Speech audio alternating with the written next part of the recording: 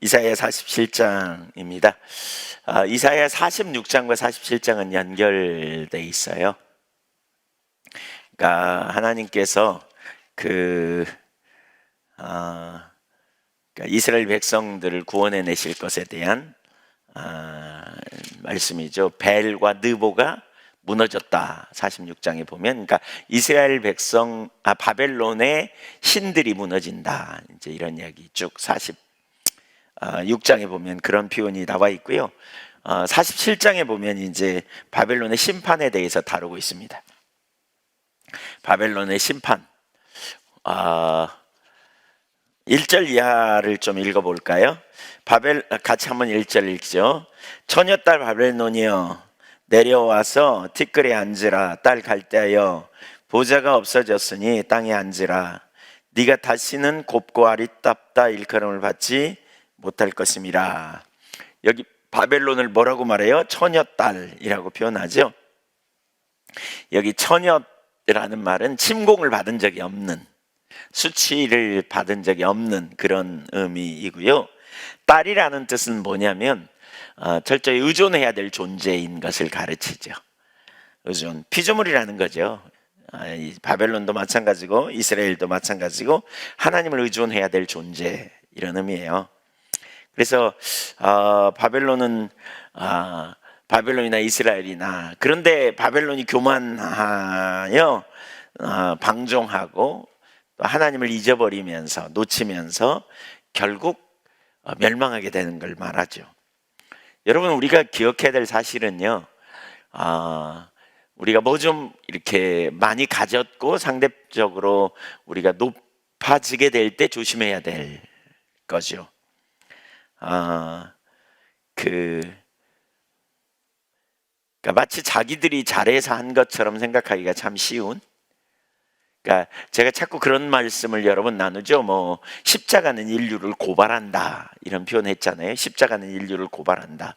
무슨 얘기예요? 십자가는 모든 인간이 주인이다. 그래서 에베소서 2장 1절 이하의 말씀, 저는 그게 이제 우리의 과거의 정체성 1절부터 3절까지, 4절부터 6절까지 현재의 정체성, 그리고 우리가 믿을 하나님이 누구인가를 보여주는 게 7절이다.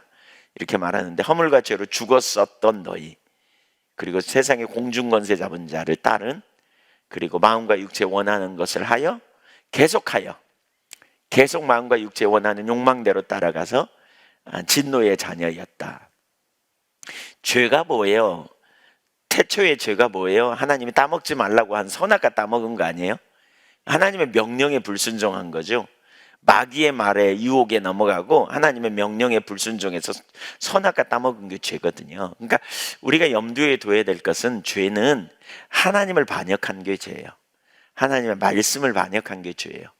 그러니까 되게 중요한 건, 예수님이 왜 십자가에 달려 죽으셨냐면 하나님과 우리와의 관계를 회복하기 위해서 예수님이 십자가에 달려 죽으셨고요. 이 관계가 뒤틀려지면 오늘날에도 계속해서 마귀가 자꾸 우리에게 엉뚱한 소리를 집어넣어줘요. 그러니까 하나님과 온전한 관계에 있는, 하나님과 아담 하와와 그 관계를 뒤틀기 위해서 마귀가 뱀의 형상으로 나타났잖아요. 오늘날에도 마귀가 다양한 사람의 형상, 다양한 환경의 형상으로 우리에게 나타나서 유혹하는 거죠. 던지는 거죠. 거짓말을 막 던져요. 선악과가 행복이라고, 너 선악과가 행복이라고, 하나님의 기준이 아니라고, 말씀이 아니라고. 오늘날에도 똑같이 그런 유혹을 던지죠. 그러니까 올바른 관계 안에 있어야 이러한 유혹들을 우리가 이기고 승리하는 거죠. 그러니까 하나님과 관계가 뒤틀려지면 자꾸 엉뚱한 말이 우리에게 들어오고요, 엉뚱한 유혹이 우리 가운데 들어와서 죄 가운데 우리가 마음과 육체에 원하는 욕망을 따라가서 결국 불법을 행하는 자리에 가잖아요. 하나님의 법이 아니고 불법을 행하는 자리를 자꾸 가는 게 죄고요, 그게 실패예요. 그래서 제가 저녁에 여기 나와서 지금 찬양하면서 그런 생각이 들었어요. 와, 이 시간이 참 너무 좋다. 개인적으로 설교 준비하고 뭐 이렇게 하는데 상당한 부담이 있거든요. 그럼에도 불구하고 이렇게 하나님을 찾는 게 정말 좋은 은혜의 시간이다, 이런 생각이 들었어요. 동행하는 시간, 하나님과 동행하는, 그냥 주님의 보좌 앞에서 주님 자신을 구하고 찬양을 통해 고백하잖아요. 주님의 뜻대로 이루어질지어다. 이렇게 사랑합니다. 우리가 이렇게 하나님 앞에 영광의 보좌를 바라보고 믿음으로 고백하는 시간이 얼마나 소중한가 이런 생각이 듭니다. 주님의 임재 앞에 있는 것이 너무 귀하고 소중한 시간이다. 그냥 그렇게 주님 찾는 것만 해도 참 귀하지 않나 그런 생각이 들어요. 여러분도 그런가요? 네. 근데 이제 우리가 그렇게 있을 때 딴 생각이 올 때 차단하죠. 딴소리가 들릴 때 차단해요. 분별력이 주어지는 것은 하나님의 음성인가 원수의 음성인가를 우리가 분별하는 거예요. 이게 살 건가, 이거 하면 죽을 건가, 이걸 분별하는 거예요. 이거가 주님의 음성인가, 이게 마귀의 음성인가, 이걸 분별해요. 친밀한 교제에 있으면. 분별할 뿐만이 아니라 그걸 거절하고 또 하나님의 음성은 순종하고 행동으로까지 나갈 수 있는 거죠. 네, 이게 우리의 과거의 정체성, 허물가지로 죽었던, 그런데 그런 우리를 위하여 독생자가 오셨잖아요. 함께 하시는 거예요. 결국 우리 신앙은 함께 하는 거잖아요. 함께 우리가 연합된 거죠. 믿음은 함께 하는 거예요. 믿음은 예수님과 함께 죽은 거예요. 내가 죄인임을 인정하고 함께 죽은 거고요. 예수님과 함께 또 연합해서 그분의 살아나심이 나의 부활이 된 거죠. 함께 부활한 거죠. 그리고 함께 하늘 보좌 우편에 앉게 됐어요. 우리의 시민권은 하늘에 있는 거예요. 그래서 우리는 세상 끝날까지, 우리의 시민권이 하늘에 있지만 세상 끝날까지 우리와 함께 하시는 주님의 그 성령의 내주하심, 또 동행하심, 이 삶을 우리가 이 땅에 살아야 돼요. 주님과 분리되면 우리는 자꾸 엉뚱한 짓 해요. 엉뚱한 짓 해요. 그게 우리의 정체성이라고요. 동행하는 거예요. 계속해서 주님의 음성을 듣고 주님의 길로 행하고 주님의 의도와 주님의 뜻이 무엇인지 알기를 구하고 주님의 길에 믿음을 따라 반응하고요. 마귀가 자꾸 엉뚱한 생각을 우리 속에 넣어주잖아요. 너 이렇게 하면 돈 벌어, 이렇게 하면 잘 나가, 이렇게 하면 돼, 뭐 이렇게 합리적인 생각을 우리 속에 확 넣어줘요. 그래서 참 중요한 게 저는 그런 생각이 들어요. 우리가 논리를 가지고 생각하잖아요. 그 논리의 기초가 말씀에 있어야 돼요. 말씀 안에서 생각해. 우리 신앙의 가장 기본적인 게 뭐죠? 4가지 신학 방법론을 얘기하는데 성경이에요. 성경, 그 다음에 뭐예요? 경험, 체험이죠. 체험일 수도 있고, 이성, 경험, 체험, 그러니까 이게 순서는 바뀔 수 있어요. 전통, 이렇게. 그러니까 전통일 수도 있고, 전통과 이성과 체험이에요. 근데 이게 다 뭐의 바탕 위에서, 성경적 바탕 위에서 세워진 전통, 되게 중요하죠. 사도신경 같은 게 그런 신앙 고백이죠. 우리 감리교 교리적 선언, 이런 게 다 그거와 연관이 있어요. 성경의 토대 위에서 이성을 사용해야 돼요. 근데 여러분, 이성을 사용해야 돼요. 믿음으로 갈 때, 그래서 믿음으로 생각하라 그랬잖아요. 자꾸 믿음으로 생각해야 돼요. 하나님 빼버리고 생각하는 이런 세상적 논리가 아니라, 그렇죠?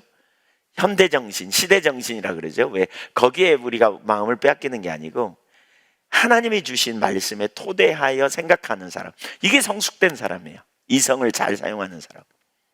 그 다음에 과거의 경험을 또 무관하지 않고 나가는 거죠. 근데 우리의 이성이 혼재돼 있단 말이에요. 혼돈돼 있단 말이에요. 우리는 세상의 논리, 부모님이 가르쳐준 경험의 논리, 하나님 없는 이런 논리들을 가지고 우리가 생각하기 때문에 엉뚱한 짓 하는 거죠. 우리 신앙이 뭔지를 잘 보여줄 수 있는 게 저는 에베소서 2장 1절부터 7절이라고 생각해요. 과거의 정체성, 현재의 우리의 정체성, 함께 하는 거예요. 누구와 함께? 주님과 함께. 이게 안 되면 처박혀요. 이게 안 되면 여전히 오늘날에도 우리가 구원받았지만 마음과 육체에 원하는 욕망을 끌려가서 종의 노예, 돈의 노예, 그렇죠? 내 욕망의 노예, 그렇죠? 환경의 노예. 거기 뿔 달린 마귀는 없어. 안 보여. 그 뿔 달린 마귀는 안 보여. 친구를 통해 오기도 하고 환경을 통해도 오기도 하고 사람을 통해 오기도 해요. 와서 뭐라 그래요? 선악과 다 먹어서 아무것도 다 먹어, 이렇게 말하죠. 그런 형태로 우리에게 오는 거죠. 그렇다고 친구가 마귀다, 그 말은 아닙니다. 여러분, 그런 형태로 우리에게 다양하게 올 수 있다. 이걸 잘 구분해야 된다니까요. 이걸 잘 구분해야 돼요. 그래서 그걸 극복하는 거죠. 하와는 마귀의 말을 들었잖아요. 뱀의 말을 들었잖아요. 예. 아담은 아내의 말을 들었어요. 결국 다 이게 뭐예요? 마귀로부터 온 거죠. 그렇죠? 그러니까 우리가 함께 해야 돼요. 주님과 함께. 주님과 함께 해야 돼요. 이때 반드시 기억해야 될 한 가지 사실이 있어요. 뭐냐? 하나님이 누구인가를 보는 거예요. 하나님은 오는 여러 세대의 은혜의 지극히 풍성함을 우리에게 주시는 분이에요. 은혜가 풍성하죠. 네. 그래서 우리가 기억해야 될 사실은 우리가 피조물이라는 사실을 기억하고 항상 십자가를 기억하고, 그래서 항상 어디 있어야 되는가예요. 우리가 어디 살아야 되고 어떤 데 있어야 되는가. 그래서 에베소서 2장 8절 이하를 보면 좀 더 말하죠. 너희가 그 은혜를 인하여, 너희가 아니야, 너희가 그 은혜를 인하여 믿음으로, 너희는 그러니까 그 은혜를, 은혜 주시는 주님을 믿음으로 너희가 구원받아서, 너희는 구원받을 자격이 없지만 믿음으로 너희는 구원받은 거야. 그래서 자랑할 게 없어. 자랑할 게 없어. 그러면서 2장 10절에 보면 하나님이 너희를 작품으로 만들어 가셔. 너희는 그의 만드신 바라, 포이에르라는 말인데 작품으로 만들어 가셔. 그러니까 하나님께 너희 삶의 주도권을 드리고 나가, 그런 의미입니다. 그렇게 능력에 풍성하신 하나님. 네, 여러분, 주님과 동행하지 않으면, 예수 믿어도요, 주님과 동행하지 않으면, 그래서 엉뚱한 소리 자꾸 들어요. 엉뚱한 소리. 아셨죠? 네, 그 주님을 왜 찾아야 되는지 아시겠어요? 왜 찾아야 되는지. 네. 옆에 신실한 믿음의 사람들과 교제해야 돼요.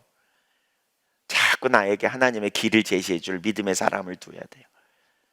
그래서 자꾸 하나님의 길을 따라, 기준을 따라 가게 하고요. 진리가 자유케 한다 그랬어요.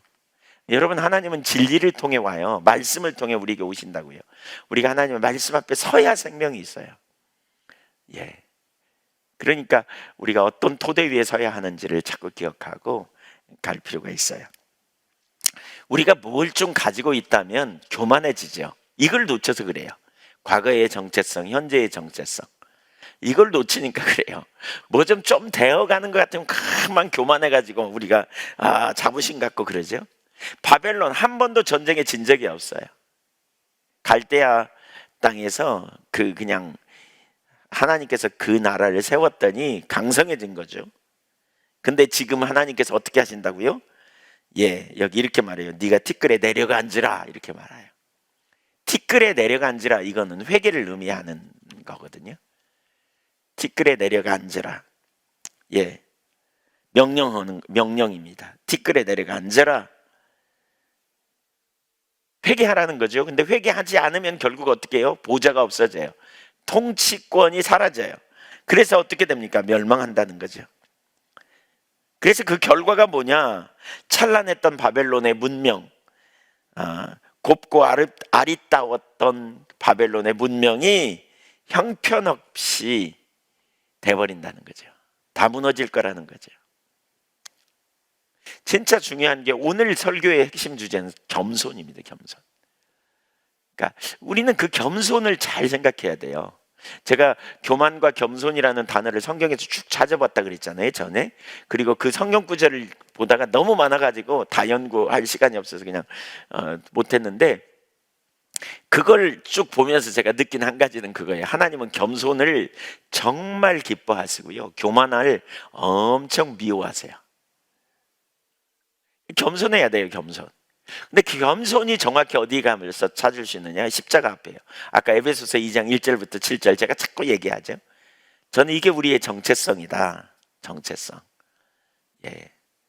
결국 진노의 자녀였다. 2장 1절부터 3절까지 결국 그거거든요. 진노의 자녀였다. 허물과죄로 죽었다. 이게 우리의 과거의 정체성이에요. 예수 믿고 나서 우리는 함께 살았고, 함께 일으키셨고, 함께 하늘보좌 우편에 앉게 됐다. 그래서 우리는 이 땅에서 함께 살아야 돼요. 계속 함께, 주님과 함께. 그래서 여러분, 주님과 함께 있으려고 해야 되고요, 주님과 함께 있기를 사모하고요, 함께 있기를 갈망하고요, 자꾸 그 자리에 가는 거예요. 네, 그 자리에. 자, 2절 보겠습니다. 맷돌을 가지고 가루를 갈고 너울을 벗으며 치마를 걷어 다리를 드러내고 강을 건너라. 맷돌 돌리는 일은 당시에 여종들이 하는 일이었습니다. 일 중에 가장 힘든 일이라고 할 수 있는 일. 바벨론이 왕후처럼 교만했는데 이제는 여종처럼 돼버렸어요. 그래서 거기 뭐예요? 너울을 벗으며 치마를 걷어 다리를 드러내고 강을 건너라 그랬죠. 너울. 상류층 여인들이 얼굴을 가리기 위해 쓴 너울. 예. 이걸 벗어온다는 거죠. 상류층 여인이었는데 하층으로 떨어지는 거예요. 예. 고상하게 살았던 처녀딸 바벨론이 완전히 바닥으로 추락하는 거죠. 치마를 걷어 다리를 드러내고 강을 건너라, 이 말은 수치를 당하는, 그리고 노예로 그냥 그런데 막 다니는 그러한 노예로 전락할 것에 대한, 네, 그러니까 교만하면 이런 상태가 되어진다, 지금 그걸 말하는 겁니다. 3절, 내 속살이 드러나고 내 부끄러운 것이 보일 것이라. 이게 무슨 얘기냐? 전쟁을 한 번도 경험하지 못했던 그들이 전쟁을 통해서 완전히 그들의 실체가 드러나는, 완전히 박살나는 이런 의미예요. 그러면서 왜 이런 일이 있느냐? 내가 보복하되 사람을 아끼지 아니하리라 그랬죠. 하나님이 보복하신다. 바벨론이 멸망하고 포로로 잡혀간 이유가 뭐냐? 하나님의 보복입니다. 하나님의 보복. 왜 하나님이 보복하실까요? 예, 여기 두 가지 의미가 있는데요. 그러니까 가장 주된 의미가 그거죠. 이스라엘을 위한 보복입니다. 보복하신다는 말이 뭡니까? 이스라엘을 위한 보복입니다. 이스라엘을 압제한 것에 대한 보복입니다. 또 한 가지 보복의 의미가 있습니다. 그게 뭐냐? 은혜를 망각한 겁니다. 하나님의 은혜를 망각한 겁니다. 하나님이 그들에게 은혜를 주셔서 권력을 주시고 세우셨는데 은혜를 망각했어요.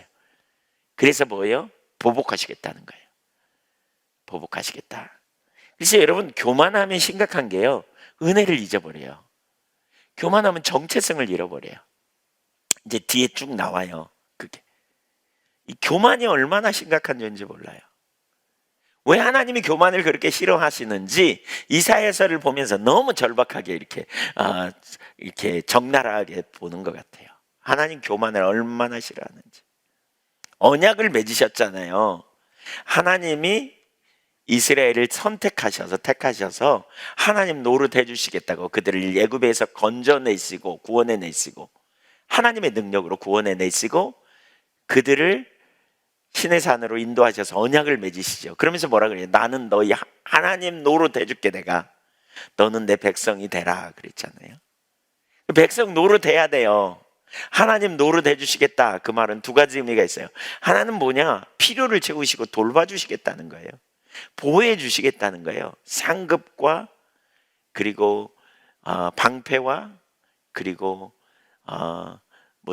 생명이 돼 주시겠다는 거잖아요. 하나님 노릇, 아빠 노릇. 아빠가 뭐예요? 자녀를 보호해 주시고 돌봐주고 가르쳐주고, 그렇죠? 이게 아빠가 하는, 하나님 노릇, 아빠 노릇 해 주시겠다는 거죠. 그러면 하나님의 백성으로, 그러면서 또 한 가지, 그러니까 그러면 하나님의 백성 된 우리가 할 일은 뭐예요? 하나님의 하나님 되심을 인정하고, 그렇죠? 그 인정이 뭐예요? 생명 다해 주님을 사랑하는 거고, 주님을 알고 주님의 말씀에, 주님의 통치 아래 순종해 가는 거죠. 관계를 깨지 않는 언약을 지키는 게 바로 그거죠. 출애굽기 19장에서 언약을 지키는 것을 뭐라 그러냐? 내 말을 듣고 언약을 지키면 그랬어요. 그러니까 그 관계성은 뭐냐? 주님의 말씀을 듣는 거예요. 그래서 언약을 지키는 거예요. 언약. 부부간에도 언약이죠. 결혼하면 언약이에요. 딴짓 않는 거죠. 엉뚱한 짓 않는 거죠. 관계를 존중히 여기는 이 언약, 이 관계를 우리가 지키는 자리에 있는 것이 너무너무 중요한데, 그걸 깨게 될 때 우리는 이제 하나님과의 관계가 깨지고, 그 결과 그게 거기서 나타나는 부수적인 일들이 죄죠. 주님의 음성을 안 듣고 마귀의 음성을 듣고 엉뚱한 짓 자꾸 가니까 자꾸 가요. 우리 자꾸 가요, 안 가요? 여러분, 자꾸 가요, 안 가요? 대답해 보세요. 가요, 안 가요? 안 가요? 안 가면 잘한 거예요. 예. 근데 우리 양같이 제갈길로 가잖아요. 예수 믿어도 가잖아요. 그러니까 정말 은혜가 필요한 거예요. 그래서 겸손해야 돼요. 이걸 자꾸 겸손하면 그런 것 같아요. 처음에 좀 은혜 좀 받으면 뭔가 다 된 것 같아. 내가 잘하는 것 같아. 그래서 막 우월의식과 자부심 갖고 하나님 말씀 내가 뭐 굉장히 많이 아는 것 같고, 근데 은혜가 싹 거치면 며칠 만에 싹 거치면 금방 처박히잖아요. 엉뚱한 짓 하잖아요. 이걸 반복적으로 깨달으면서 뭐예요? 진짜 난 하나님 떠나서는 살 수 없구나. 정말 은혜가 아니면 안 되는구나. 그래서 애통함으로 주님 찾잖아요. 예, 주 없이 살 수 없네, 죄인의 구주여. 이런 찬송이 왜 나왔겠어요? 수도 없이 경험하면서 진짜 주님 없이는 살 수 없어요. 이런 고백이라고요. 이런 고백. 그렇죠? 은혜 좀 받았다고 뭔가 금방 된 것 같고, 나 잘 나간다고 금방 된 것 같고, 이거 아니에요. 우리는 일생 동안 주님의 은혜가 필요한 사람이에요. 맞죠? 네, 그렇습니다. 자, 바벨론 하나님께서 심판하신다. 4절 보세요. 같이 읽습니다. 우리의 구원자는 그 이름이 만군의 여호와 이스라엘의 거룩한 이시니라. 이 문맥에 잘 안 맞아 보입니다. 사실 4절을 쏙 빼면요 3절에서 5절로 가도 맞습니다. 근데 왜 갑자기 이런 일이 있을까? 이거 누가 하는 고백이냐면 이사야 선지자가 하는 고백입니다. 이사야 선지자가 갑자기 그냥 하나님을 찬양하는 거죠. 예, 우리의 구원자, 하나님을 세 가지로 표현하고 있어요. 우리의 구원자, 예, 두 번째 만군의 여호와, 그 다음에 이스라엘의 거룩하신 분. 예, 갑자기 그 초점을 누구에게 둬요? 하나님을 향해 초점을 두는 거예요. 지금 이스라엘을 바벨론의 멸망을 예언하다가 갑자기 초점을 하나님께 둬요. 이사야 선지자 본인 자신이 스스로 정말 하나님 앞에 겸손한 자리로 서기를 구하고 하나님을 찬양하는 게 아닌가 싶기도 하고요. 다른 한편으로는 포로로 잡혀가 있는 이스라엘을 향하신 하나님, 이스라엘 우리의 하나님이라는 사실을 고백하는 거죠. 여러분, 저는 이게 그거라고 생각해요. 이사야서의 주제는 뭐라고요? 큰 틀의 주제는 보라 여호와는 우리의 구원이시라. 이게 주제라 그러지. 여호와는 우리의 구원이시라. 이사야 12장 2절에 이사야라는 말이 여호와는 구원이시라 그 말이거든요. 결국 우리의 소망은 누구에게 있다? 여호와께 있다는 거예요. 여호와께 있다는 거예요. 이사야 선지자가 그 말을 하는 거예요. 역사가 지금 휘몰아치고 지금 바벨론이라는 강대국이 일어나가지고 이스라엘 백성들이 남왕국 유다가 강대국 바벨론에 무너지고 포로로 잡혀갔지만 결국 그들도 멸망하게 된다는 거죠. 역사의 주관자이신 하나님이 그 말씀대로 이루시는 성취하신 하나님을 지금 얘기하는 거예요. 오 하나님, 우리의 구속자는 진즉 당신입니다. 이렇게 말하는 거죠. 이게 겸손한 자의 삶이라고 할 수 있어요. 겸손한 자는 주님을 의식하고 사는 거예요. 주님을 세 가지로 여기 말하고 있는데, 첫째는 뭐예요? 구속자라는 말은 고엘입니다. 고엘이라는 말이에요. 가엘이라는 표현이기도 그렇게 표현되어 있는데, 이스라엘 백성들에게는 고엘 제도라는 게 있어요. 그 고엘이 뭐냐면 이런 거예요. 기업 물을 자, 이런 표현인데, 어떤 사람이 이렇게 빚을 많이 져가지고 농토를 팔아야 되잖아요. 그럼 그 농토를 보호하기 위해서 제일 먼저 누가 도와주냐면 가까운 친척이 도와주는 거예요. 순위가 있어. 1순위, 2순위, 3순위가 있어. 그래서 가까운 친척이 그 땅을 사주는 거예요. 그러니까 보호해 주는 거죠. 빼앗기지 않도록. 그리고 이제 몇 년 후면 다시 돌려주는 이러한 일이죠. 왜 이런 성경에 이런 말씀 있잖아요. 네 형제 중에 그러니까 뭐죠? 이는 이로 눈은 눈으로. 어떤 사람이 두드러 맞아서 이빨이 부러졌어. 그러면 어떻게 해요? 형제 친척이 가서 그 사람의 이빨을 부러뜨리라는 거예요. 눈을 얻어맞았어. 그러면 가서 상대편의 눈을 때리라는 거예요. 이게 무슨 얘기예요? 보호하는 거죠. 가족처럼. 이게 고엘 제도예요. 그래서 이스라엘의 가장 불쌍한 자들이 누구냐면, 그러니까 성경의 가장 불쌍한 자들이 누구냐면 고아, 과부, 객입니다. 나그네. 왜 나그네, 고아와 과부는 불쌍한지 알겠는데 왜 나그네가 불쌍해요? 나그네는 이런 고엘이 없어. 주변에 고엘이 없는 거예요. 도와줄 고엘이 없는 거예요. 근데 하나님이 친히 이스라엘의 고엘이 되시겠다, 너는 나의 기업이다, 이런 표현이 그런 의미입니다. 하나님이 친히 고엘이 되어주시겠다는 거예요. 그러니까 여러분, 우리는 이 이스라엘의 구원자, 주님, 하나님은 나의 구속자입니다. 그 말이 뭐예요? 하나님이 나의 상급처럼, 하나님이 나의 변호사처럼, 하나님이 나의 고엘이 되시는 거예요. 하나님이 나를 돌보실 뿐만 아니라 보호하실 뿐만 아니라 내 억울함을 풀어주시는 분이 하나님이라는 거예요. 하나님. 지금 그 얘기예요. 그 얘기. 여러분, 하나님을 여러분의 고엘 삼으시기를 축복합니다. 입술로 아멘 해놓고 자기가 다 원수 갚으려고 그러지 않아요? 우리 자기가 원통함 풀라 그러지 않아요? 여러분, 주님이 누구이십니까?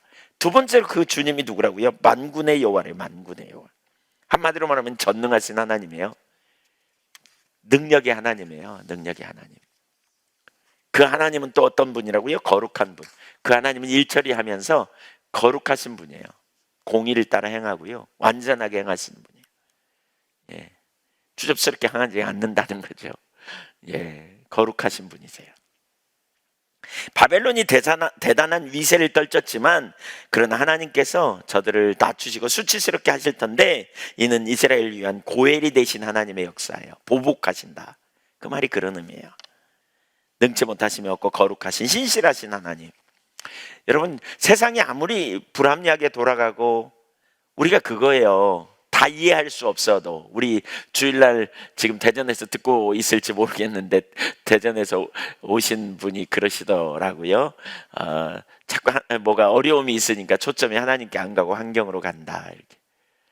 잘 이해가 안 되니까 하나님이 원망스럽고 낭망이 된다, 이런 표현도 우리가 하게 되는데, 그럴 때일수록 우리의 초점이 주님께 가야 돼요. 주님께 가야 돼요. 믿음이 뭐예요? 만사가 형통할 거라고 믿는 거예요? 아니에요. 그거 아니에요. 믿음은요, 하나님을 믿는 거예요. 하나님을 믿을 때 하나님을 신뢰하는 거예요. 그러니까 진짜 믿음은 만사가 형통하지 않을 때 믿음이 필요해요. 위기가 올 때 믿음이 필요해요. 어려움이 있을 때 믿음이 필요해요. 그런데 그 믿음의 근거를 다윗처럼 우리가 그런 거죠. 그 다윗의 믿음의 근거 수도 없이 얘기하죠. 사자와 곰의 발톱에서 건져내셨은즉, 그잖아요. 우리는 죄와 사단과 사모함에서 나를 구원하셨은즉. 이게 우리의 믿음이에요. 이게 우리의 믿음. 독생자를 아끼지 않고 내어주시니까 어찌 아들과 함께 더해주지 않겠느냐, 이게 같은 말이에요. 십자가 봐라, 너를 위하시는 하나님이지 않냐, 이게 같은 믿음이에요. 우리가 환경이 어려울 때 사람들이 믿음을 잃어버리거든요. 믿음이 있는 것 같다 조금 어려움이 오면 뒤집어지거든요. 근데 그건 믿음이 아니에요. 그건 믿는 채 한 거예요. 그건 가짜 믿음이에요. 진짜 믿음은 언제냐? 위기의 순간에 주님을 믿는 거예요. 위기의 순간에, 어려움이 올 때 믿는 게 진짜 믿음이에요. 믿음으로 그 위기를 돌파해내는 거죠. 주님을 신뢰하고 가는 거죠. 예, 주님을 의지하는 거죠. 주님이 나와 함께 계시고 주님이 나를 보호하시는 분이라면 위기가 올 때 우리는 주님을 더 찾는 거죠. 믿음이 있으면. 그리고 뭐가 문제냐고 묻고, 그렇죠? 또 피할 길을 구하고 말이죠. 그렇죠? 지금 이걸 통해 제가 뭘 배워야 되느냐고 묻고요. 하나님을 믿으니까 막연하게 잘 되게 해주세요, 이게 아니고요. 이 상황에 하나님 저에게, 제가 혹시 뭐가 문제가 있습니까? 하나님 저에게 뭘 가르치려고 하십니까? 그런 다음에 하나님 이 상황에 제가 어떻게 합니까? 이렇게 묻는 거죠. 믿는 사람은 놀라지 않아요. 두려워하지 않아요. 왜? 우리 하나님이 신실하심을 믿으니까. 이런 순간에 우리의 초점이 주님께 가야 되는, 이게 믿음입니다.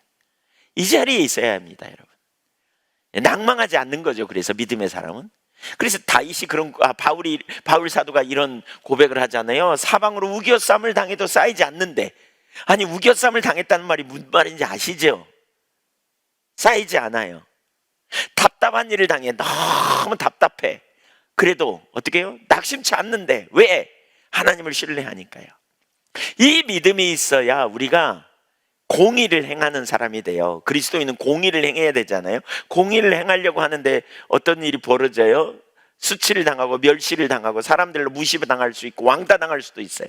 근데 이렇게 하나님을 믿는 자가 옳은 길을 선택해 가는 거예요. 내가 저 사람 편을 들어줬다가 이 상황에 막 사람들이 짜가지고 막 저 사람을 막 지금 공경에 처하려 그래. 근데 내가 저 사람 편을 들어줬다가는 나도 똑같이 당할 것 같아. 근데 하나님의 기준이 뭐냐? 이거야. 저 사람이 억울한 일을 경험하고 있어. 그러면 내가 그 일을 들어주는 거죠. 이게 공의를 행하는 겁니다, 여러분. 우리 그리스도인에게 의를 행하라 그러잖아요. 공의를 따라 행하는 거예요. 주님이 우리의 주님이 의로우신 분이고 하나님 말씀이 그러니까 손해를 봐. 근데 그렇게 행하는 거예요. 순교자의 정신이 있지 않으면 안 되죠. 근데 믿음이 없으면 불가능한 거죠, 이 삶이. 그러니까 우리가 세상에 빛과 소금의 역할을 하려면 그러한 믿음이 기초돼야 돼요. 왜? 그냥 세상의 조류에 흘러가는 거죠. 다 타협하면 나도 타협해 가고 그냥 분위기에 맞춰서 그냥 흘러가고 아닌 것처럼 시침이 뚝 떼고 그게 무슨 소금이야. 그게 무슨 빛이야. 썩어갈 때 같이 썩어가는, 어두운데 같이 어두워져 가버리는 상태죠. 그러니까 믿음이 없이는 절대로 불가능한 거죠. 주님을 알기 때문에 주님을 신뢰하고 주님께 전부를 걸고 가는 게 우리의 믿음이죠. 이 믿음이 우리에게 필요해요. 그래서 이런 상황에도 하나님이 누구인가에 초점을 두는, 하나님이 누구예요 지금? 나의 고엘 구속자다. 전능한 능치 못함이 없는 분이시다. 그분은 거룩하시다. 이렇게 지금 고백하고 있는 거죠. 멸망당하는 것, 바벨론을 그래서 결국 심판하시는 분이다. 위기가 올 때 여러분 이해할 수 없는 일이 생길 때 낭망하는 대신 더 적극적으로 주님 앞에 겸손함으로 딱 엎드려 가지고요 주님 찾으셔야 돼요. 사람이 아니에요. 주님 앞에 나가는 거예요. 주님 앞에. 주님의 음성을 들으려고 해야 돼요. 주님이 뭐라 그러시는지 듣고요 회개하고 돌이키려고 해야 돼요. 자꾸 문제 해결해 주세요 이러면 해결이 안 돼. 주님이 능력이 없어서 우리를 그 자리에 둔 게 아니에요. 주님이 건질 능력이 없어서 우리를 그 상태로 둔 게 아니에요. 뭐가 문제가 있는지 찾고요, 뭘 배우기 원하는지 찾고요, 그런 자세로 나가셔야 돼요. 내 삶에 어떻게 돌이키기 원하는지 찾아야 돼요. 은혜를 구하고. 그럴 때 때때로 하나님께서 우리에게 회개하게 하시기도 하고, 그렇죠? 그런 상황을 통해서 때로는 우리를 뭔가 가르치려고 하실 때도 있고, 때로는 영적 전쟁이기도 해요. 영적 전쟁, 원수 마귀 회방이죠. 그러니까 그런 순간에 우리가 뭐 해야 돼요? 은혜를 구해야 되고요, 뭘 가르치려고 할 때 하나님께서 배워야 되고요, 회개할 때 돌이켜야 되고요. 근데 어떤 사람들 기도하는 거 보면 이거 묻지도 않고 영적 전쟁이에요. 마귀가 그래요. 막 이런 분이 있어요. 예수 이름으로 물러가라. 물러가기는커녕 아니 하나님으로 도운 징계인데 물러가? 계속 고난이 더해지죠. 진짜 겸손하게 일정한 패턴이 아니에요. 살아계신 하나님 앞에 겸손함으로 나가야 돼요. 뭐가 문제인지, 회개해야 되는지, 뭘 가르치려고 하시는지, 아니면 진짜 원수마귀의 영적 전쟁인지, 이런 걸 우리가 정말 주님 앞에 나가서 찾아야 돼요. 그래야 성숙이 일어나요. 믿음으로. 믿음이 있다면 그런 반응을 보여가는 거죠. 왜? 하나님을 신뢰하는 거죠. 아들을 아끼지 않고 내어주신 하나님이 내 삶을 지금 어떻게 인도하고 계시는가, 이걸 신뢰하고 가야 돼요. 이걸 여러분 그렇게 가십시오. 아멘. 진짜 여러분 그 자리에 가셔야 돼요. 문제가 생길 때 뒤집어지지 마세요. 어려움이 온다고 뒤집어지지 마세요. 살아계신 하나님으로 초청하는 거예요. 하나님께 초청하는 거예요. 위기는 위험한 기회라고 그러잖아요. 위험한 기회. 망가질 수도 있어요. 그런데 기회란 말이에요. 그럴 때 바로 우리는 살아계신 하나님 앞에 나가는 거예요. 왜? 하나님 살아계신 줄 믿으니까. 하나님이 나를 사랑하신 줄 믿으니까. 그렇죠? 하나님이 능력이 없어서 나를 못 고치는 게 아니고 지금 나를 그 상황에 두셨다고 내가 생각한다면 이 상황에 왜 하나님 제가 여기 두셨는지를 찾는 거예요. 집중해서 찾는 거예요. 그리고 주님의 음성을 듣기 원하고, 잘 모르겠으면 상담을 해서 영적으로 성숙된 사람과 교제를 통해서 영적으로 자기보다 성숙된 사람과 나누면서 뭐가 문제인지, 혹시 내게 그런 감동이 있는지도 묻고 들으려고 하고, 그러면서 삶을 전환하고 조정하고, 그렇게 하나님 앞에 겸손함으로 나가셔야 돼요.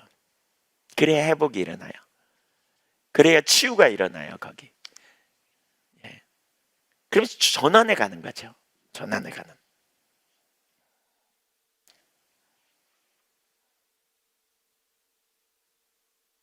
하나님 뭐가 문제예요? 이렇게 물어요. 하나님 뭐가 문제예요? 하나님 제가 뭐가 문제인지 알게 해달라고.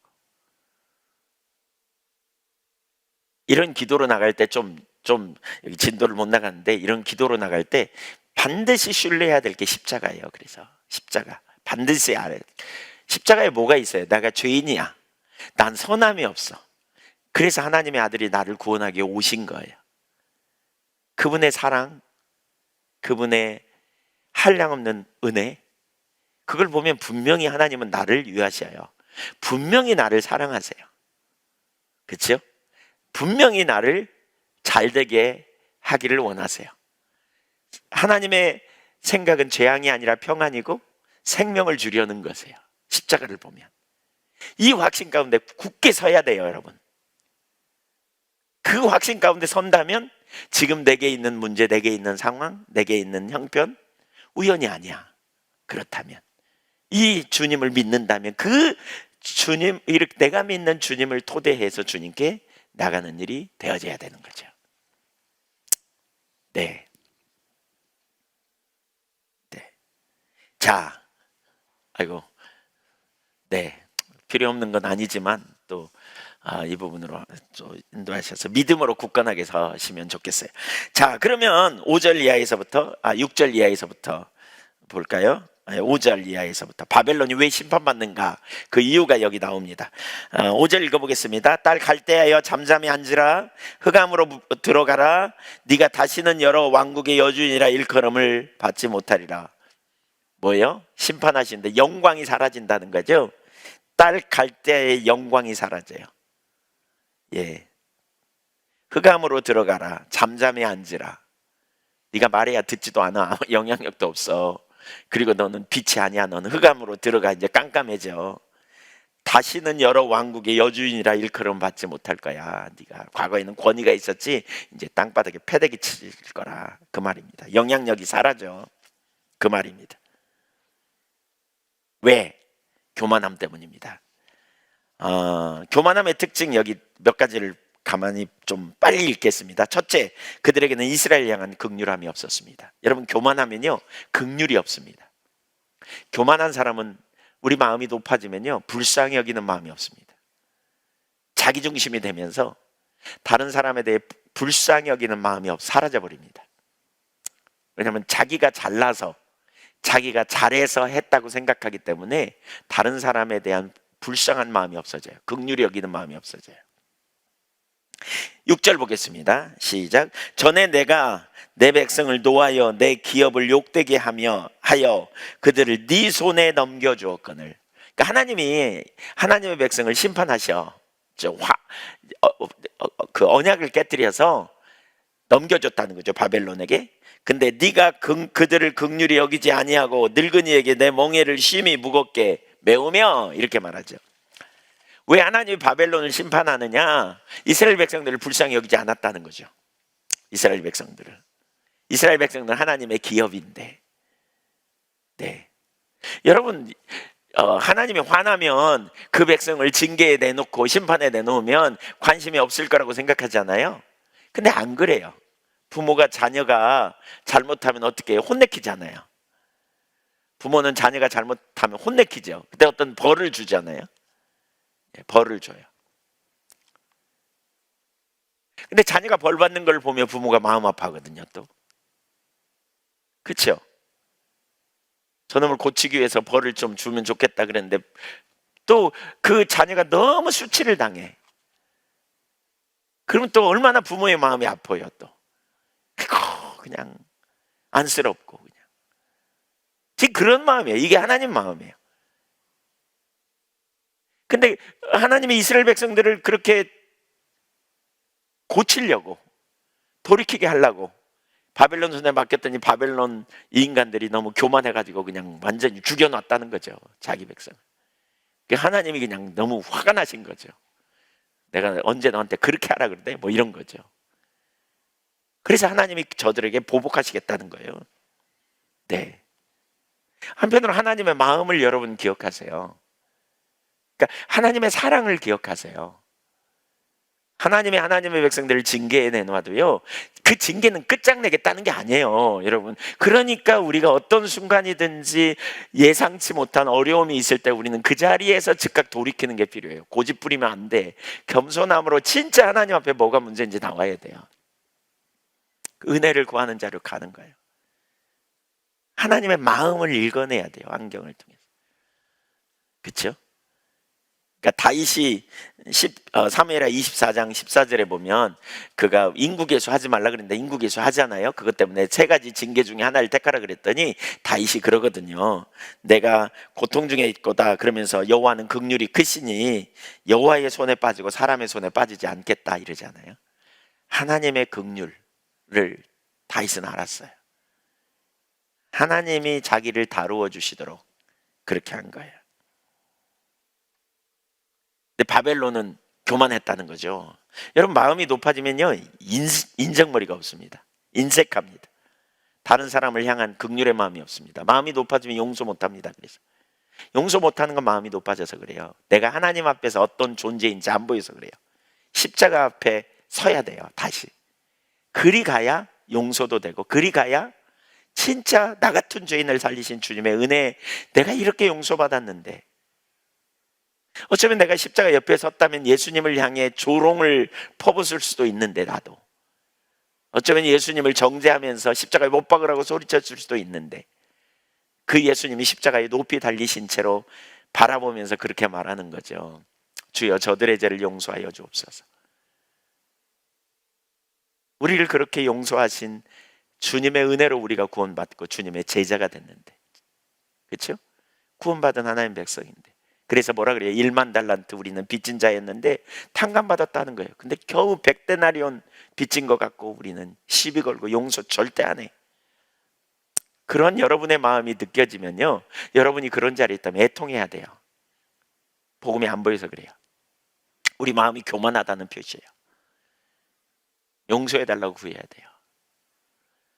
용서해달라고. 나 같은 죄인 살리신 주님의 은혜가 너무 놀라운데 어떻게 용서 못하겠어요? 용서 못하는 마음이 여러분에게 있다면 그것 때문에 애통하셔야 돼요. 내 마음이 진짜 교만하구나. 내 마음, 내가 정말 교만하구나, 이렇게 생각하셔야 돼요. 피조물임을 안다면, 우리가 어떻게 구원받았는지 안다면 우리는 용서하는 게 어렵지 않아요. 두 번째, 교만하면 자신의 한계를 알지 못하고 자부심에 빠집니다. 7절 보겠습니다. 말하기를 내가 영영이 여주인이 되리라 하고 이 일을 네 마음에 두지도 아니하며 그들의 종말도 생각하지 않았다다. 뭐라고요? 영영이 내가 여주인이 되리라. 이 일에 내 마음을 두지 않았다는 거죠. 앞으로 종말에 어떻게 될지 앞날을 생각도 안 해봤다는 거예요. 교만하면요, 교만하면 자기가 앞으로 계속 잘 될 줄 압니다. 교만하면 심판을 생각하지 않습니다. 하나님 앞에 설 날을 생각하지 않습니다. 교만하면 현재 자기 있는 지위를 최대한 누리고요, 자기가 앞으로도 잘 될 거고 영원히 대제국이 될 거라고 큰 소리 쳤다는 거죠. 교만하면 자기를 몰라요. 피조물인 걸 잊어버려요. 능력이 없음에도 불구하고 능력이 있는 것처럼 착각하고 은혜가 있다고 착각해요. 믿음의 선진들의 얘기를 쭉 보세요. 여러분, 많이 가졌지만 겸손했어요. 왜 그럴까요? 이 땅을, 아브라함에 대해서 히브리서 11장은 뭐라 그래요? 나그네로 살았다는 거예요. 나그네로. 그가 땅 살 돈이 없어서, 그가 집 질 돈이 없어서 나그네로 산 게 아닙니다. 영원한 본향을 사모했기 때문에 이 땅에서 나그네로 살았다는 거예요. 근데 우리는 이 땅에 천년 만년 살 것처럼 얼마나 많이 그렇게 우리의 마음이 빼앗기는지 몰라요. 네. 기도하지 않으면 우리가 그래서 실패해요. 교만하면 기도 안 하거든요. 그러면 현재의 자기가 영원할 거라고 생각해요. 그러니까 뭐예요? 베푸는 삶이 없어요. 나누는 삶이 안 돼요. 자기도 나눔 받을 수 있는 존재라는 사실을 우리가 깨닫는 게 되게 중요한데 안 나는 거죠. 그래서 이스라엘 죽도록 탄압한 거죠. 세 번째, 자기를 높이고 자기만 합니다. 8절 보겠습니다. 시작. 그러므로 사치하고 평안히 지내며 마음에 이르기를 나뿐이라 나 외에 다른 이가 없도다. 나는 과부로 지내지도 아니하며 자녀를 잃어버리는 일도 모르리라 하는 자여, 너는 이제 들을지어다. 그러니까 자기 앞날을 전혀 모르는 거죠. 그러면서 뭐예요? 현재 주어진 걸 가지고 자기를 위해서요. 자기를 위해서 사치한다는 거죠. 사치는 죄입니다. 지나치게 사치하는 건 죄입니다. 분명히 죄입니다, 여러분. 하나님이 우리에게 주신 재물, 우리가 어떻게 사용하느냐는 대단히 중요하죠. 그래서 우리가 겸손함으로 살아가는 게 되게 중요해요. 겸손함. 우리가 사람에게 보이려고 하는, 외형적으로 우리가 사치하는 건 자기 만족이잖아요. 한편으로는 자기 만족이에요. 제가 지난번에 이렇게 보니까 어떤 분이 아주 비싼 가방을 들고 왔대요. 근데 비극은요, 아무도 몰랐다는 사실이에요. 그 가방을 비싼 건 줄 아무도 모른다는 사실이에요. 주변 사람들이. 예. 얼마나 마음이 좀 그럴까요? 예. 참 좀 알아줘야 되는데, 그렇죠? 가방 되게 좋네. 아이고, 비싼 거 들고 다니네. 주변 사람들이 아무도 몰라. 그러니까 나중에 얘기하는데 그게 뭐 엄청나게 비싼 가방이라고, 뭐 몇백만 원짜리 가방이라고. 그러냐고. 네. 우리는 외형적으로 뭔가를 자꾸 이렇게 드러내고 싶어하고 자기를 나타내고 싶어하고 하는 자리에 우리가 있죠. 세상을 따라가는 풍조, 이런 영역에서 우리가 다른 사람의 눈을 전혀 의식할 수 없을 수는 있지만, 그러니까 다른 사람의 눈을 의식할 수 있을 수 있지만, 그러나 우리가 하나님 앞에서 자꾸 우리의 삶을 조정해야 돼요. 자꾸 조정해야 돼요. 어떻게 살아야 되는지. 사치하는 거, 사실 구약에 보면 사치한 죄, 아모스 같은 데 보면 많이 나타나거든요. 그게 하나님 앞에 죄였다는 거죠. 우리가 그 안일함에 빠지기 쉬운 또 한 가지 죄가 있는데, 그게 평안함입니다. 사치했다는 말은 뭐예요? 풍부했다는 거죠. 평안했다는 말은 문제가 없었다는 거죠. 환경적으로. 바벨론이 그런 나라였어요. 그러면서 뭐라 그러냐? 그렇게 갔더니 뭐냐? 나뿐이라. 나 외에 다른 이가 없다. 내가 최고다. 그런 거죠. 예. 최고다. 근데 이걸 겉으로 표현했다 아니에요. 여기 마음에 그랬다는 거예요. 자기 안에 있는 자부심. 내가 최고다. 난 이런 사람이야. 이런. 이게 교만입니다. 교만. 교만은 자기 안에 내면에서 자기에 대한 그 자부심입니다. 나뿐이야. 나 같은 사람이 있나 찾아봐. 뭐 이런 거죠. 내면적인 교만함. 그러면서 뭐라 그랬어요? 나는 과부로 지내지도 아니하며 자녀를 잃어버리는 일도 없을 거다. 이렇게 큰 소리 쳤다는. 평안하니까 그 평안이 계속되고 자기는 잘 나갈 거다. 사실 엄밀히 따지면 이런 모든 게, 우리가 십자가를 바르면 인류가 죄인이고요, 모든 인간이 죄인이고요, 그럼에도 불구하고 평안하게 사는 건 하나님의 은혜거든요. 그러니까 하나님의 은혜인 줄 놓치면서 자만심에 빠지는 거죠. 그러니까 하나님이 없는 것처럼 살아가는. 그래서 하나님이 뭐라 그래요? 똑같은 일을 이루어 주시겠다는 거죠. 지금 교만의 극치. 나는 과부로 지내지도 않고 자녀를 잃어버린 일도 모르리라 그랬는데 9절 보세요. 한날에 갑자기 자녀를 잃으며 과부가 되는 두 일이 네게 임할 것이라. 이 교만을 깨는 심판. 내가 무수한 주술과 많은 주문을 빌릴지라도 이 일을 온전히 내게 임하리라. 네가 그걸 막아보려고 별짓을 다 해도 결국 임하게 될 거다. 왜? 하나님은 전능하신 하나님이니까. 결국 너 심판받게 된다는 얘기죠. 우리의 눈을 주님께 둬야 될 이유가 거기 있는 거죠. 겸손함으로. 10절, 그 겸손의 또 다른 것, 자기가 가진 것에 초점을 두는 거죠. 앞에서는 평안할 때 우리가 교만하기가 쉬워요. 뭐 물질이 많을 때 우리가 교만하기 쉬워요. 가진 것. 근데 여기서는 지혜와 지식입니다. 10절, 네가 네 악을 의지하고 스스로 이르기를 나를 보는 자가 없다 하나니 내 지혜와 내 지식이 너를 유혹하였습니다. 내 마음에 이르기를 나뿐이라 나 외에 다른 이가 없다 하므로 세 가지가 나타납니다. 여기 뭐죠? 나뿐이라 내 마음에. 이게 무슨 얘기예요? 자기뿐이라는 거죠. 주변에 아무도 없다는 거죠. 내가 절대적인 위치에 있어. 누가 나를 건드려? 그 이유가 뭐예요? 여기 마음에 그랬다는 거죠. 그 이유가 뭐예요? 지혜와 지식이 너를 유혹해서 그렇다. 여기 지혜와 지식은 산수, 천문학, 점성학, 그 당시에 학문적인 이런 거예요. 그걸로 인해 교만해졌다는 거예요. 이거 많은 거 좋죠. 굉장하죠. 그렇죠? 은혜죠. 근데 이걸 자기 자부심으로, 교만으로 떠는 건수를 가졌다는 거죠. 그렇죠? 남보다 나은 재능, 남보다 나은 어떤 그 기술, 남보다 나은 뭔가 자기 위치, 명예, 권력 이런 것들, 그게 교만하게 하는 거죠. 그러니까 그래서 어떻게 살았다고요? 그가 악을 행하면서 아무도 나를 보는 자가 없다 이렇게 말했다는 거예요. 누가 날 봐? 나뿐인데 마음에 교만하면 악을 저지르게 돼 있다는 거죠. 하나님 인식하지 않으니까. 겸손한 자는요 고람대오의 삶을 살죠. 하나님 앞에서 하는 거예요. 고넬료, 우리 주일날 봤지만 고넬료. 예, 저는 이번 주일날 설교를 하고 난 뒤에도 제게 은혜가 이렇게 있더라고요. 아, 이게 바로 은혜 받는 비결이다. 진짜 너무나 놀라운 고넬료의 그 겸손함, 이게 참 얼마나 중요한가 싶어요. 얼마나.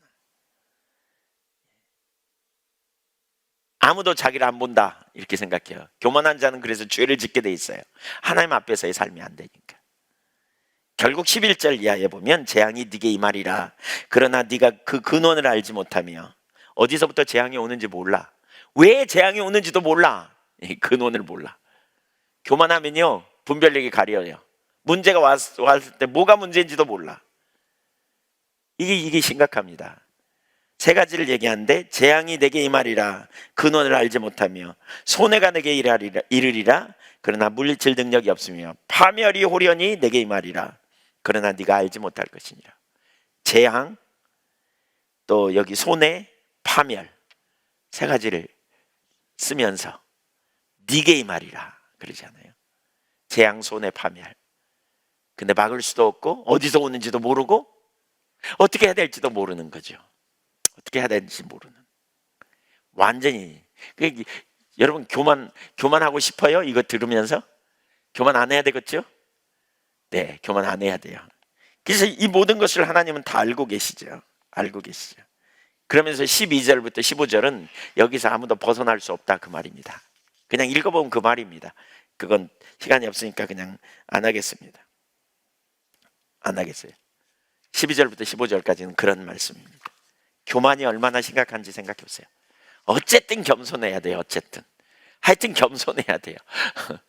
네, 겸손하십시다. 아멘. 예, 겸손이란 말은 내가 피조물임을 인정하는 거예요.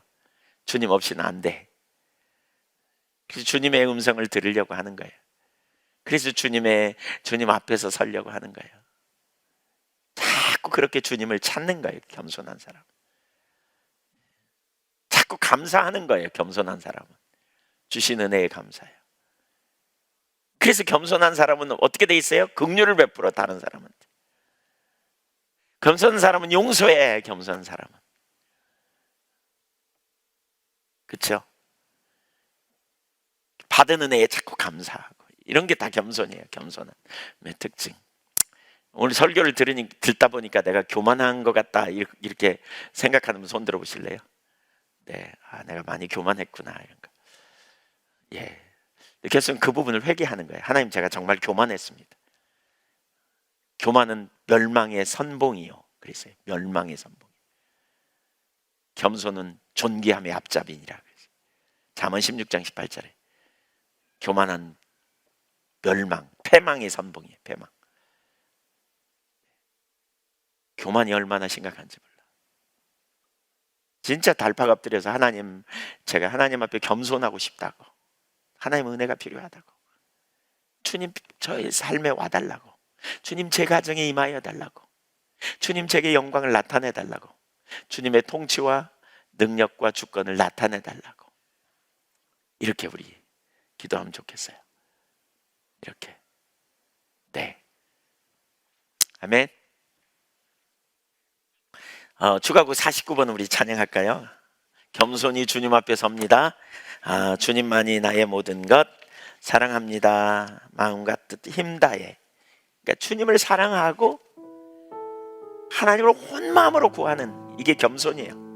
온 마음으로. 주님이 안 오시면 안 돼.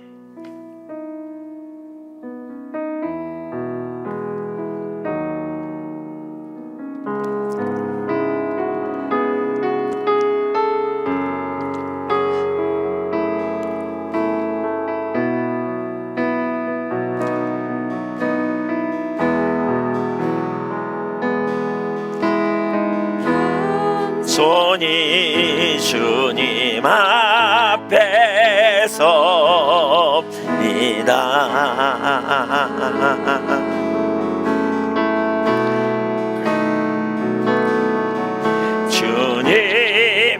주님만이 나의 모든 것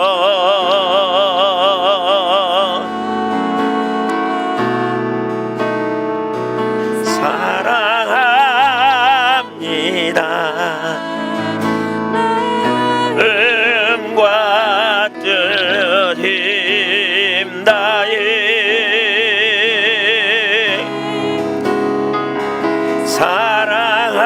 사랑합니다. 마음과 뜻 힘 다해 주의 말씀대로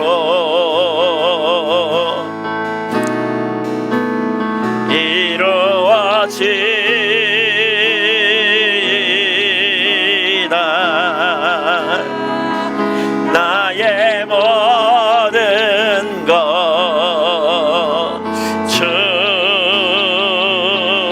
주님께. 한 번 더 찬양하죠. 겸손히 주님 앞에.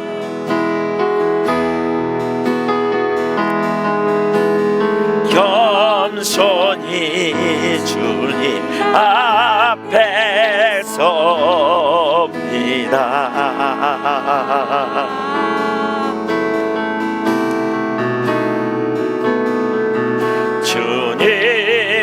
주님만이 나의 모든 것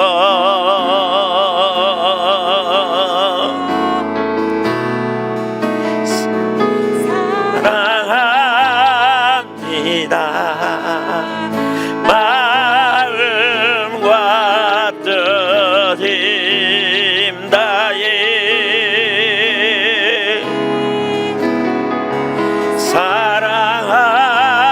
사랑합니다.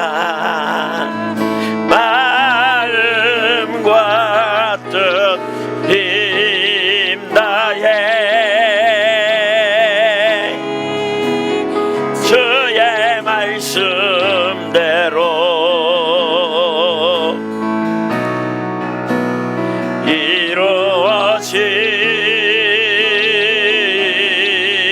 이루어지다. 나의 모든 것 주님께.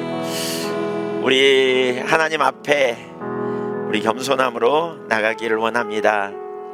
여러분, 교만이 깨지면요 진짜 놀라운 은혜가 임합니다. 교만함을 인정하고 회개하는 일이 시작되면 하나님의 큰 은혜가 임해요. 정말 내가 교만했었다고. 교만하면 자꾸 사치하고요, 교만하면 자꾸 자기 중심으로 돌아가요. 감사하지 못하니까 나누지 못해요, 하나님 주신 은혜를. 그리고 자꾸 불평이 나와요. 교만하면 원망 나오고.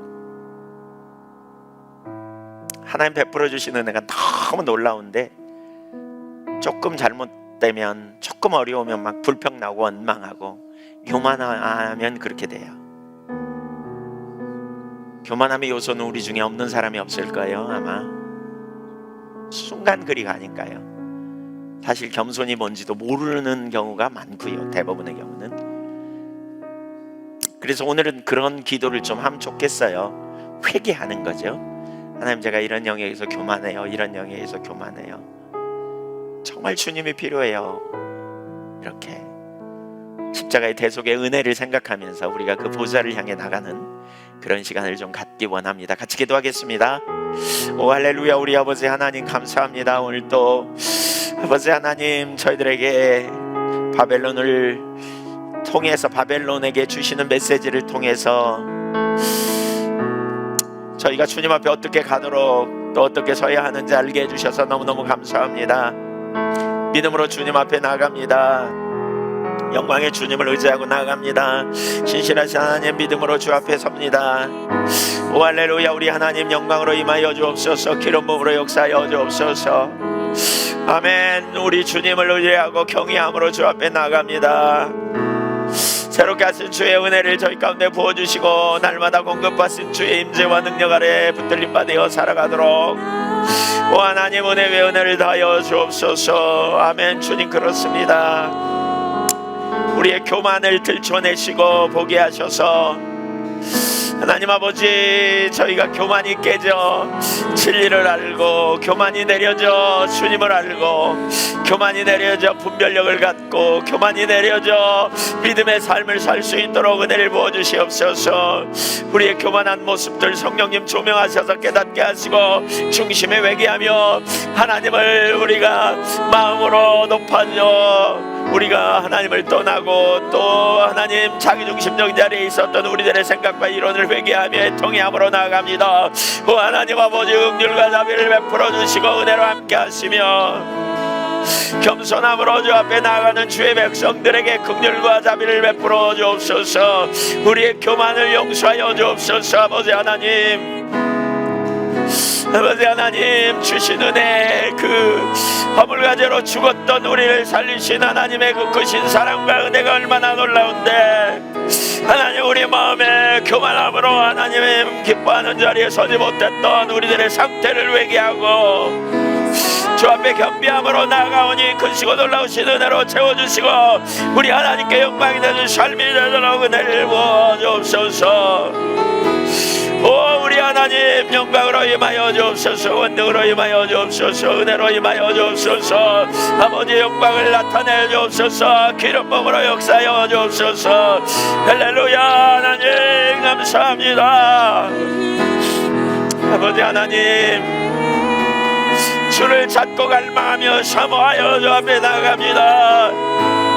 끊임없이 우리도 모르게 높아진 우리들의 마음을 긍휼히 여겨주시고 주 앞에 겸비함으로 나가오니 용서하시며 하나님 경외함으로 서지 못했던 저들의 상태를 긍휼히 여겨주옵소서.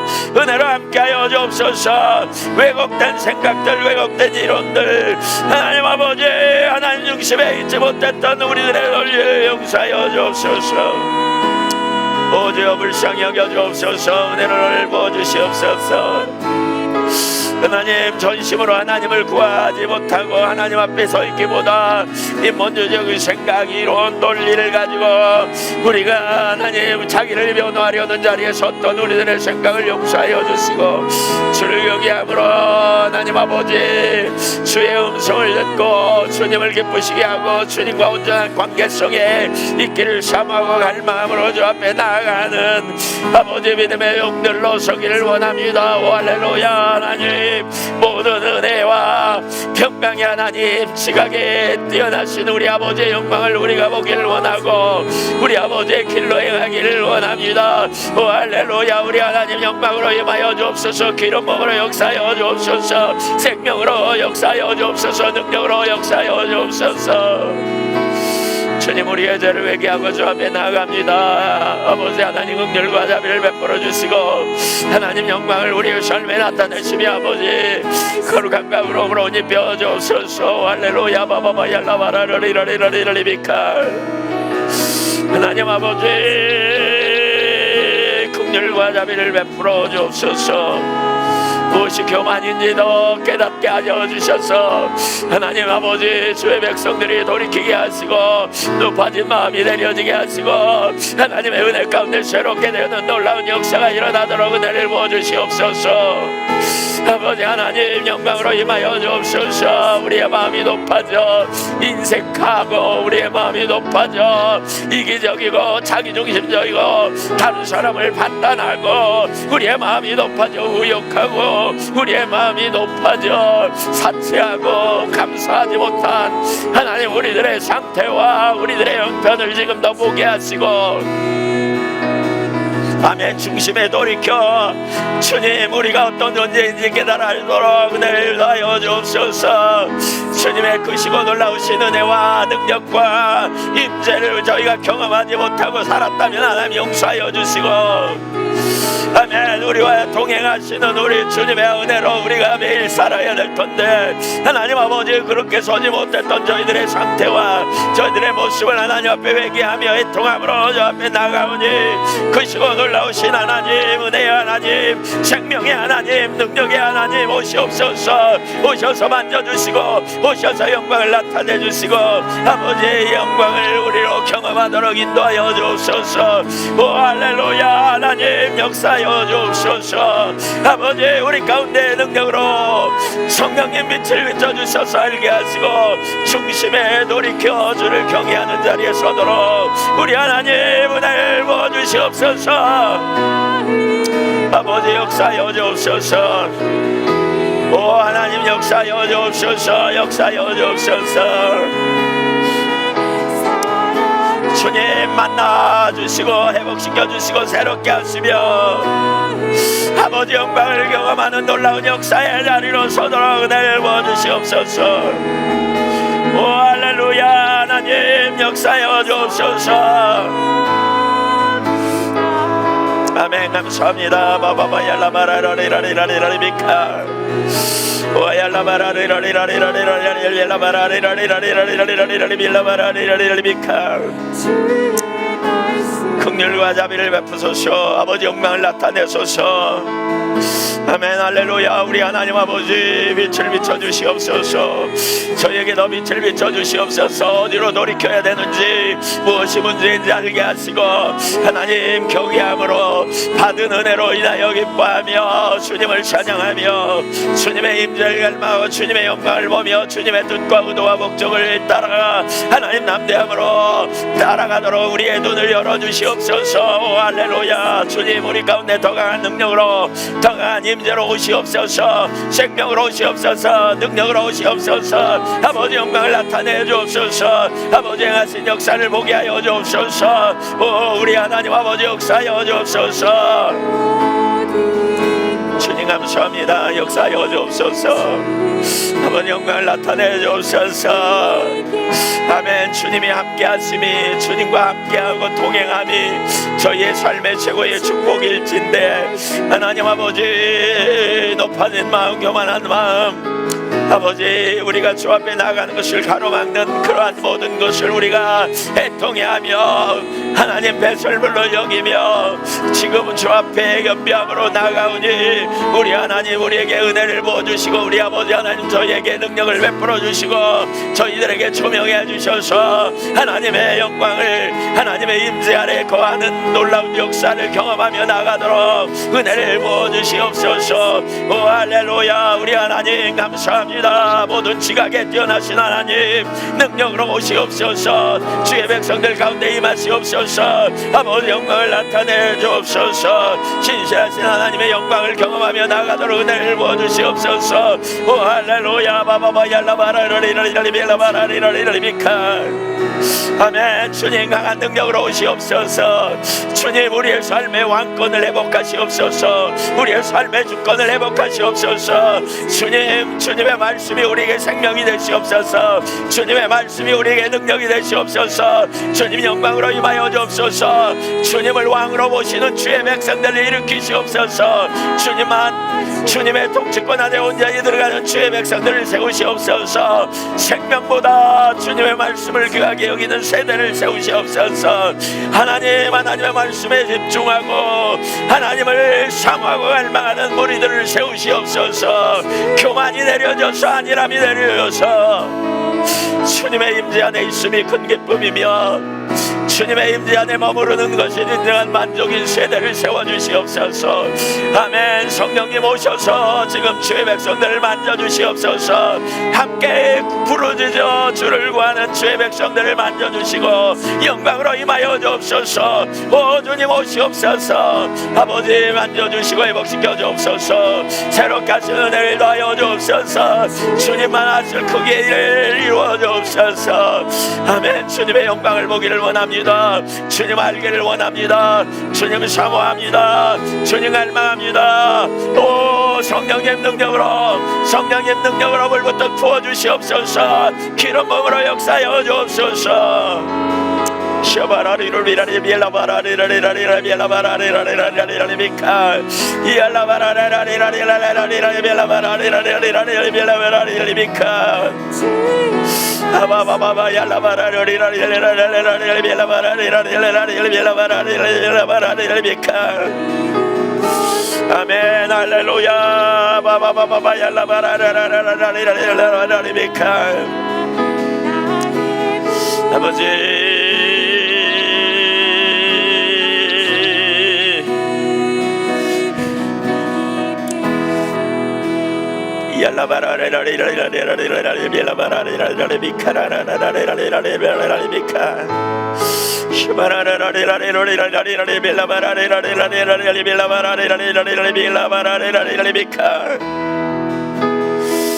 감사합니다 하나님.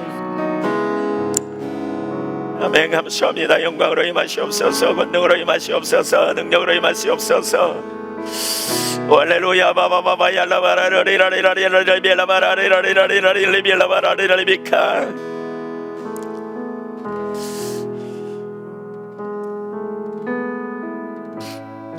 감사합니다.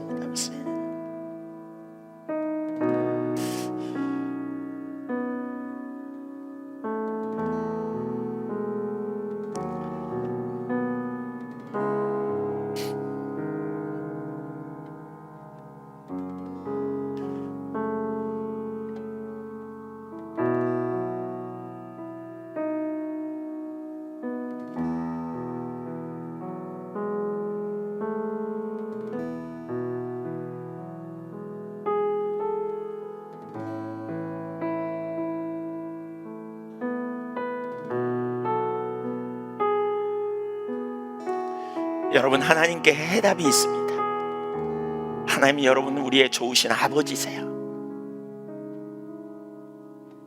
전심으로 하나님을 찾으세요. 특별히 교만함 그냥 있는 비춰진 그대로 하나님 앞에 회개하시고요. 주님 임재해달라고 날 내버려 두지 말라고 구하세요. 하나님 안에 능력이 있어요. 하나님께 모든 소망이 있어요.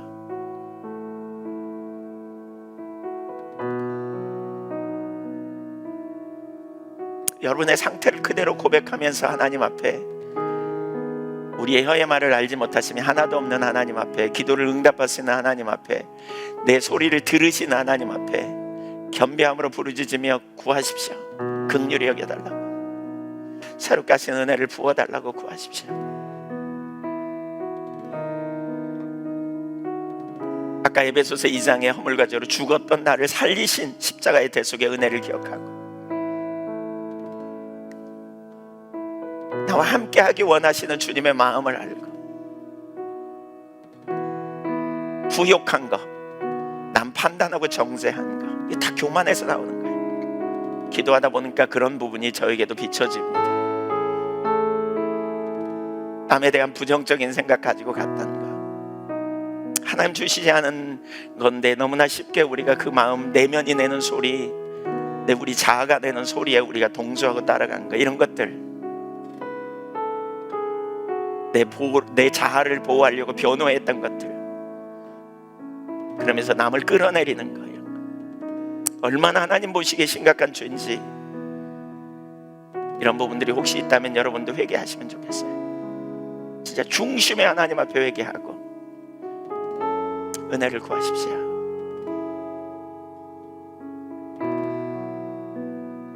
오늘 밤에 하나님이 우리에게 큰 일을 행하기 원하시는 것 같아요. 그런 영역에서 더 실제적인 친밀함으로 우리를 회복시키기 원하시는 것 같아요. 설교를 듣고 애통함, 여러분이 교만하다고 생각했다면 오늘 설교를 다시 한번 좀 들어보셔도 좋겠다 싶고요. 비춰진 대로 중심에 하나씩 진지하게 회개하시고 주님을 찾으시면 좋을 것 같아요. 지금 19분인데 좀 더 주님을 찾다가 자연스럽게 마치도록 그렇게 하면 좋겠습니다. 각자 주님 얼굴을 구하고 집중해서 하나님 찾는 시간 가지시면 좋겠습니다.